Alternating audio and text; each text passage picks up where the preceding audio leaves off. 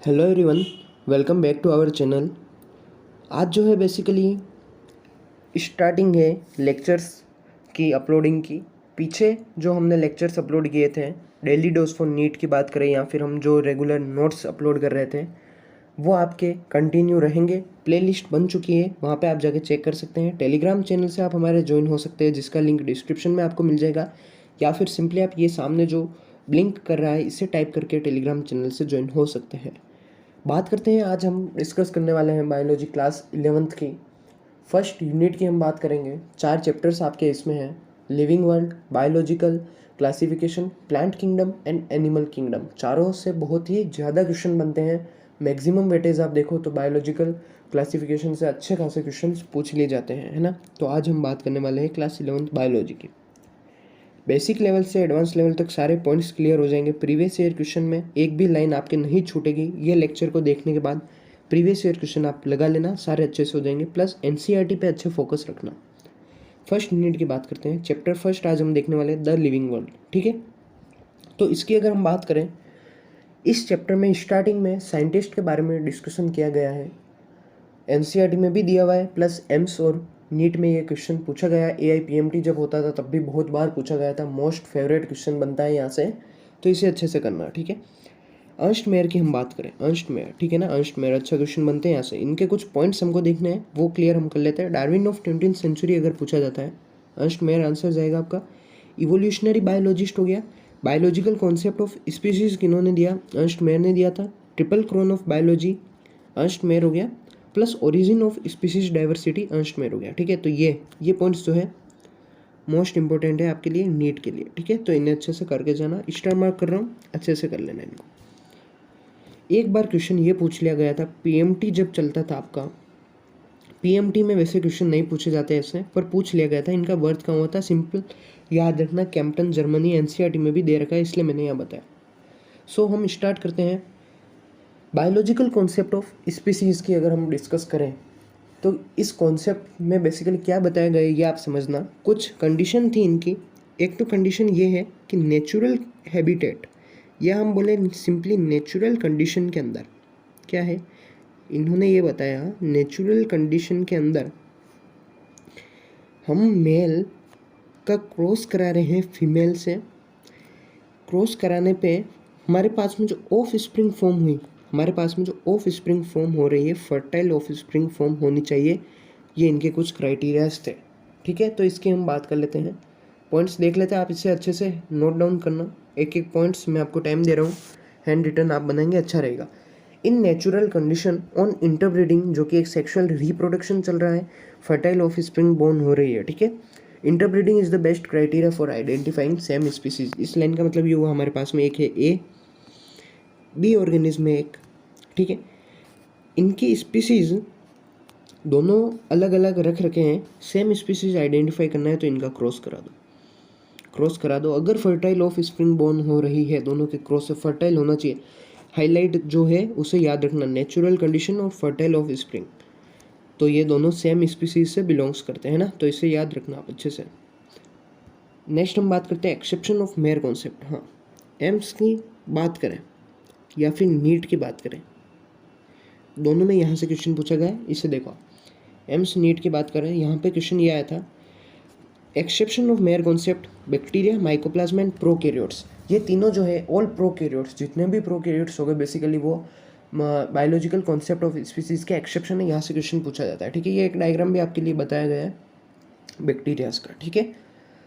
Next हम बात करते हैं main characters of living beings. अब हम लिविंग बींग्स की बात कर रहे हैं तो लिविंग ऑर्गेनिज्म जो उनके मेन कैरेक्टर्स क्या है उनकी भी बात कर लेते हैं। कुछ पॉइंट्स से अच्छे से समझना यहाँ पे।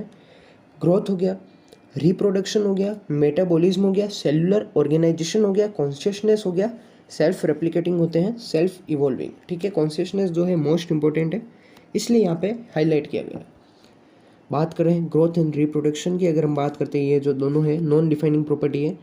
नीचे जो है डिफाइनिंग प्रॉपर्टी की बात है, कॉन्शियसनेस हो गया, मेटाबॉलिज्म हो गया, ठीक है। नॉन डिफाइनिंग, डिफाइनिंग बेसिकली क्या हो गया, ये हुआ कि एक ऑर्गेनिज्म है, लिविंग ऑर्गेनिज्म है हमारे पास में, उसके ऐसी कौन सी प्रॉपर्टी है जिससे वो लिविंग ऑर्गेनिज्म हम उसे कह सकते हैं, किस प्रॉपर्टी के बेस पे हम उसे लिविंग बोल सकते हैं, या फिर वो प्रॉपर्टी जिसमें एब्सेंट है उसे हम नॉन लिविंग बोल सकते हैं, तो वो तो डिफाइनिंग प्रॉपर्टी हो गई।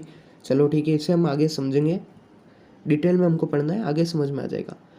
बात करते हैं फर्स्ट ग्रोथ की। हमने देखा ग्रोथ, रिप्रोडक्शन हो गया, मेटाबॉलिज्म हो गया, कॉन्शियसनेस हो गया, तो एक एक पॉइंट्स करके हम सारे क्लियर करेंगे। ग्रोथ की हम बात करते हैं, पॉइंट्स अच्छे से समझना। Growth is permanent and irreversible.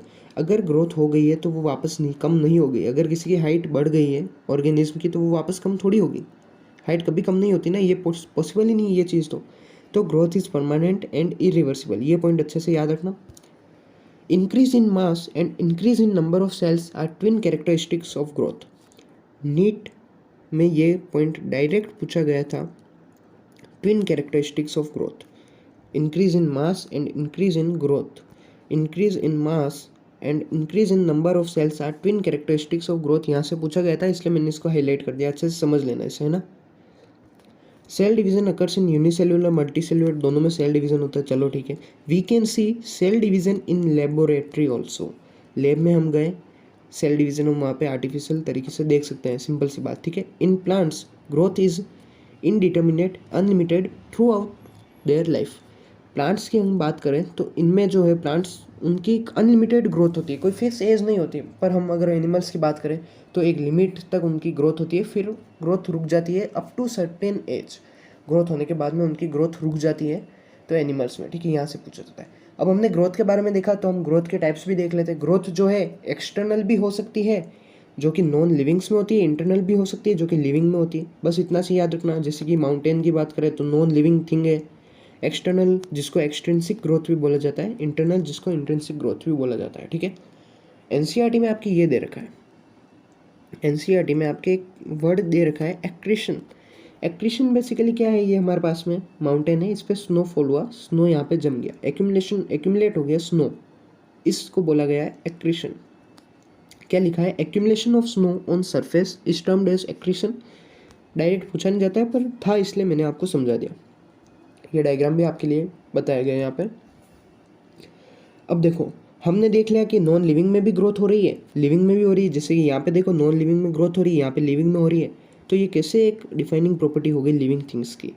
जब ये नॉन लिविंग में भी हो रही है तो इसे हम डिफाइनिंग प्रॉपर्टी नहीं कह सकते। यहाँ से क्वेश्चन पूछते हैं, ये यहाँ से बनते हैं क्वेश्चन, इसलिए मैंने हाईलाइट किया है ना। Growth is a non defining property, growth non defining property हो गया इसलिए, ठीक है।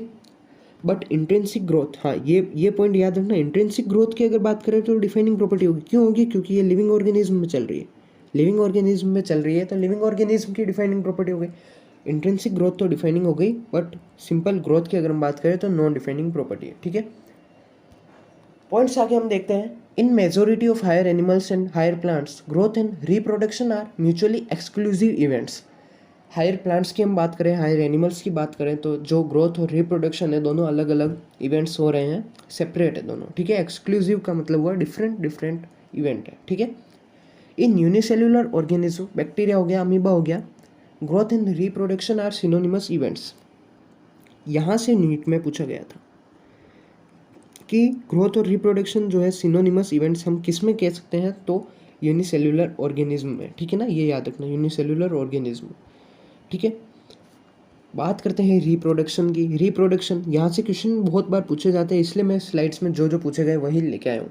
एनसीईआरटी की डेफिनेशन इसलिए ली गई है, बाकी तो मैं मेरे हिसाब से लिख देता यहाँ पे एनसीईआरटी की, ताकि आपको एनसीईआरटी वापस पढ़ो जब कुछ नया नहीं लगे, सारे नोट्स में आपके कवर हो जाएंगे, ठीक है। Reproduction refers to the production of progeny possessing features more or less similar to those of parents. ये क्वेश्चन बनता है, इसलिए मैंने सिंपल डेफिनेशन है, समझ गए होंगे आप, ठीक है। क्वेश्चन यहाँ से बनता है मेथड्स ऑफ एसेक्सुअल रिप्रोडक्शन, बहुत बार पूछा गया क्वेश्चन, इसलिए यहाँ से बनते हैं, इसलिए मैंने इसको हाईलाइट किया, ठीक है। ये टेबल, ये जो है मोस्ट इंपॉर्टेंट है, ये लिख लो आप अपनी कॉपी में, ये लिख देना, ये टेबल अच्छे से याद करके देना। यहाँ से एग्जाम्पल पूछने के बहुत ज़्यादा चांस है, टेस्ट सीरीज में भी पूछे जाते हैं, यहाँ से डायरेक्ट पूछ लिया जाता है। फंजाई एसेक्सुअल स्पोर्स एज, इनका रिप्रोडक्शन होता है। बडिंग ईस्ट एंड हाइड्रा में बडिंग होता है। ट्रू रीजनरेशन हो गया। प्लेनेरिया या फिर दूजे से हम बात करें जिनकी, वहाँ पे ट्रू रीजनरेशन चल रहा है, ये पूछा गया था नीट के अंदर, तो यहाँ से मोस्ट चांसेस रहते हैं, पूछ लिया जाता है कई बार, ठीक है। There are many organism which do not reproduce. Reproduction की बात करें पर हमारे सामने ये पॉइंट आ गया कि कुछ ऑर्गेनिज्म ऐसे हैं लिविंग होते हुए भी वो रिप्रोड्यूस नहीं कर पा रहे, जैसे कि इनफर्टाइल ह्यूमन कपल्स हो गए, स्टेराइल वर्कर बीज हो गए, या फिर म्यूल्स की हम बात करें तो ये रिप्रोड्यूस ही नहीं कर पा रहे। तो इसको जो है बेस मान के हम ये बोल सकते हैं reproduction also can not be an all inclusive defining characteristic of living being. Growth भी नहीं थी क्योंकि नॉन लिविंग में भी चल रही है।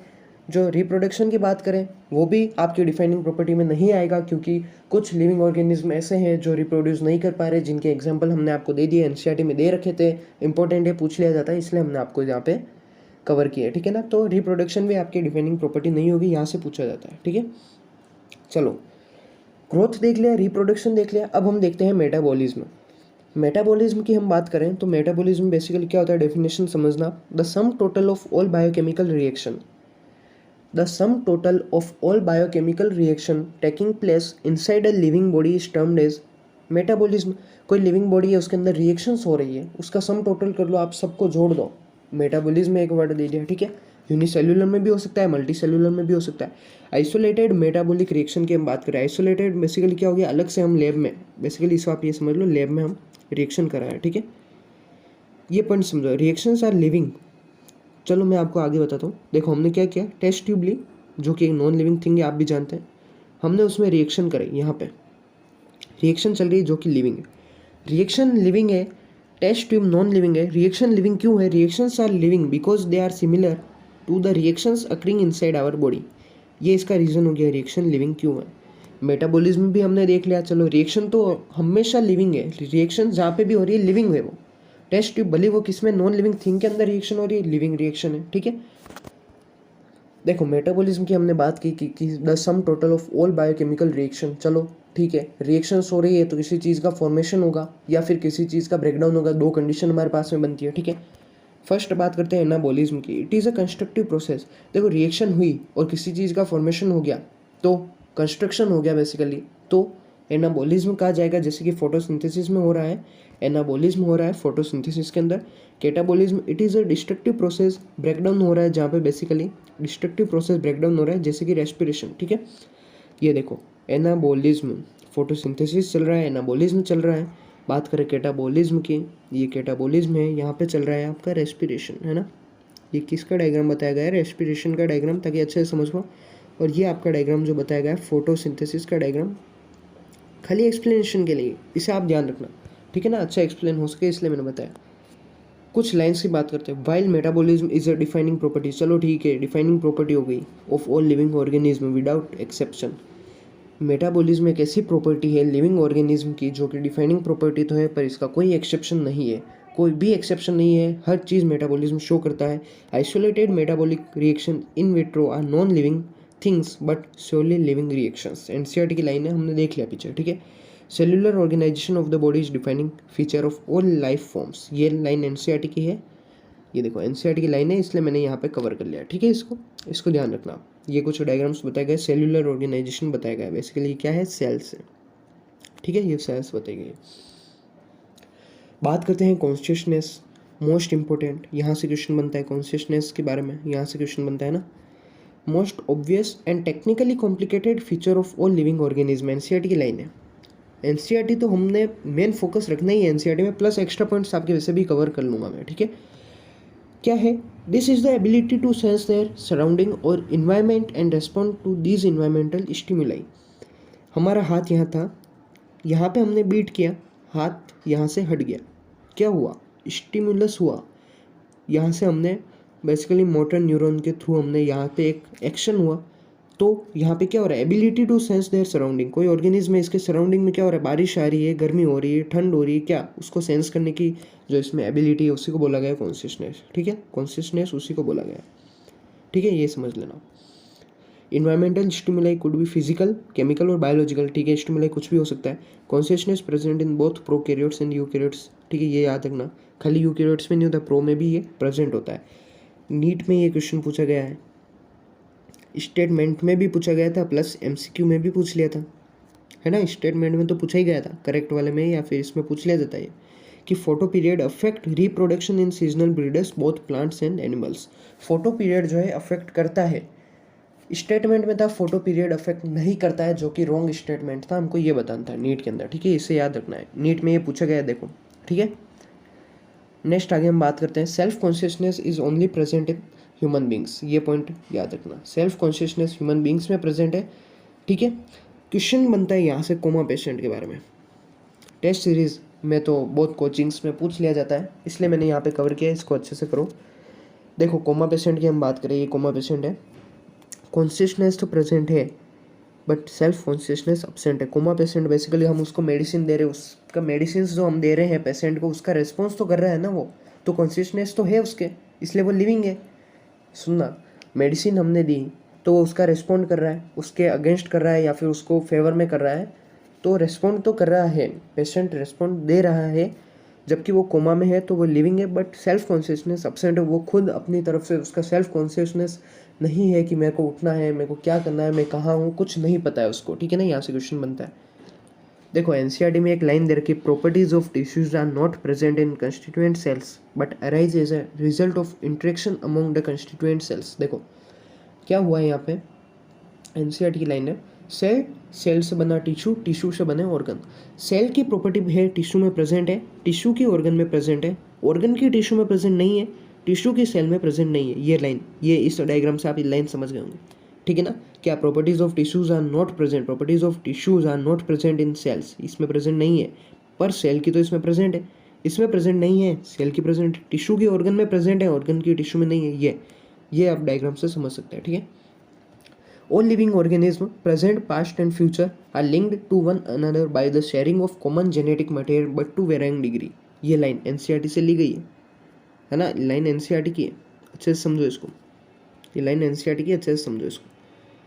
क्या बता रहे हैं ये, पास्ट, प्रेजेंट और फ्यूचर। पास्ट पुराना, प्रेजेंट बेसिकली अभी वाला, एंड फ्यूचर, इन तीनों में क्या रिलेशन है कि कॉमन जेनेटिक मटेरियल है डीएनए। डीएनए जो है इनका कॉमन जेनेटिक मटेरियल है, ह्यूमन बींग्स की भी हम अगर बात कर ले, ह्यूमंस जेनेटिक मटेरियल क्या है, डीएनए है ना, इनका जेनेटिक मटेरियल है DNA, but with variation 0.1% variation रहता है प्रेजेंट, पास्ट एंड फ्यूचर। हमारे पापा हो गए, हमारे दादाजी हो गए और हम हो गए, जेनेटिक मटेरियल हम तीनों का सेम है पर वेरिएशंस है, 0.1% वेरिएशंस आ जाता है। ये बात लाइन यहाँ पे बताई गई है, पूछ लिया जाता है, इसलिए इसको कवर अच्छे से ध्यान रखना। वेरिएशंस पे आप मेनली फोकस रखना कि कितना वेरिएशंस है, वेरिएशंस आ रहे हैं, प्रेजेंट हो गया, पास्ट हो गया, फ्यूचर हो गया, ठीक है। सो ये लेक्चर नंबर फर्स्ट था आज हमारा। बेसिकली इसकी अगर हम बात करें लेक्चर फर्स्ट की, तो इसे आप अच्छे से देख लेना। तो आप हमारे टेलीग्राम चैनल से ज्वाइन हो सकते हैं, लिंक जो है उसका डिस्क्रिप्शन में आपको मिल जाएगा। बाकी अगर आप चैनल पे नए हैं तो आप सब्सक्राइब कर दीजिए चैनल को। और इसका जो नेक्स्ट लेक्चर होने वाला है बेसिकली मोस्ट इंपॉर्टेंट होने वाला है, वहाँ पे हम क्लासिफिकेशन, नोमेनक्लेचर, आइडेंटिफिकेशन पूरा डिटेल में पढ़ेंगे। मैक्सिमम इसके 4 लेक्चर्स में हम कवर कर लेंगे। ज़्यादा बड़ी मैं लेक्चर ले नहीं सकता था, वीडियो नहीं बना पा रहा था ज़्यादा बड़ी, क्योंकि आपको भी फिर देखने में दिक्कत होगी। बाकी एक ही शॉर्ट में इस चैप्टर को हम ख़त्म कर सकते हैं, ईजी चैप्टर है। तो आप सब्सक्राइब कर लीजिए चैनल को, बेल आइकन को प्रेस कर देना है, टेलीग्राम चैनल से ज्वाइन हो सकते हैं, उसका लिंक आपको नीचे मिल जाएगा। और आपको इसका PDF भी मैं अवेलेबल करा दूंगा। प्लस आपके क्या इसके बारे में रिव्यूज़ है, आपको क्या एक्स्ट्रा चाहिए, अगर आप बोलेंगे तो प्रीवियस ईयर क्वेश्चंस लेक्चर, जिस दिन जो लेक्चर होगा उससे रिलेटेड जो भी प्रीवियस ईयर क्वेश्चन है उसके बाद में हम उनका डिस्कशन कर देंगे। अगर सही रिस्पॉन्स रहता है तो हम आगे इसको फर्दर कंटिन्यू रखेंगे। इसका नेक्स्ट लेक्चर बहुत ही जल्दी आपको मिल जाएगा। Subscribe to the channel. Thanks.